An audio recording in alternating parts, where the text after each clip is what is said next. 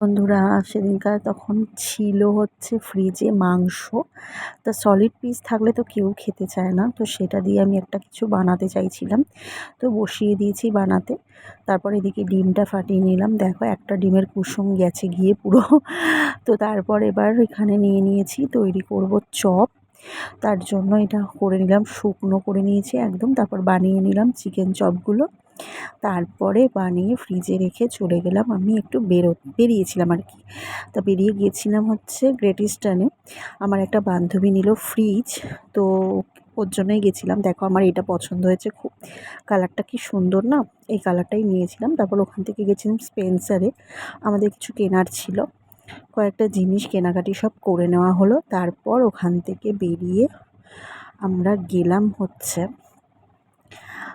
আর কি নেওয়া যায় সেসব দেখতে। চারিদিক ঘুরে ঘুরে দেখছিলাম, কিছু কিনি না কিনি, ঘুরে তো দেখতে অসুবিধা নেই, তাই ঘুরে দেখে নিলাম। দেখে ঠেকে নিয়ে তারপর চলে এলাম ফুচকার দোকানে। ফুচকা কিনে নিয়ে বাড়ি চলে এলাম। ফুচকা খেয়ে তারপরে বসিয়ে দিলাম চপ ভাজতে। রাত্রিরে ডিনারে ছিল চপ খাবো বলে, তো তারপর এই যে চপগুলো ভেজে নিয়ে সার্ভ করে দিলাম।